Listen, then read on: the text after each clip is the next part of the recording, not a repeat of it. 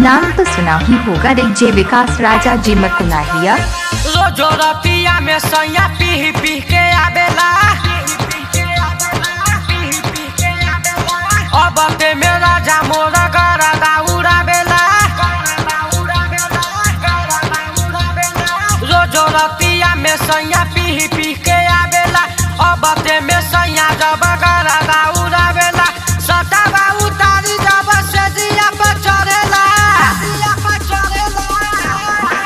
पलंग मच मच करेला, पलंग मच मच करेला, पलंग मच मच करेला, पलंग मच मच करेला।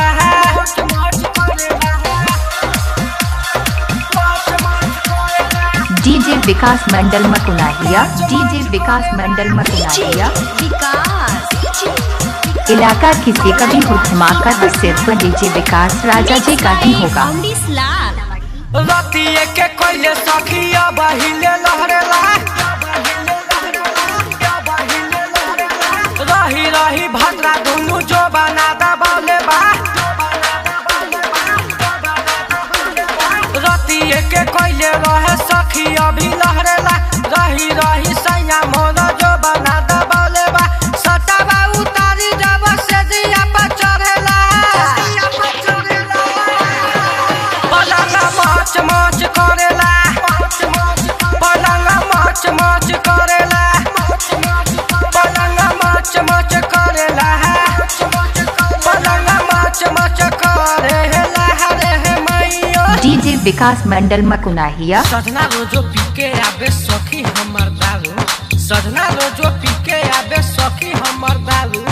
बने नहीं पहली हमर चिकन में हलालू, सेजिए पे सैया हमर करेला बेहोश, सेजिए पे सैया हमर करेला बेहोश। रजा में बहुते बाजोश, पिया में बहुते बाजोश।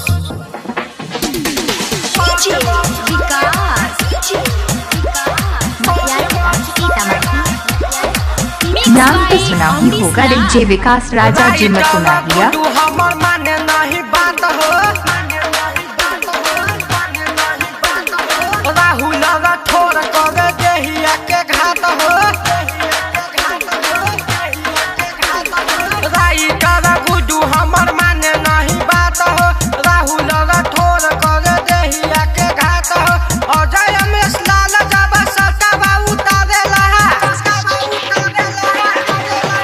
पलंग मच मच करेला, पलंग मच मच करेला, रमैयो मच मच करेला, रमैयो मच मच करेला।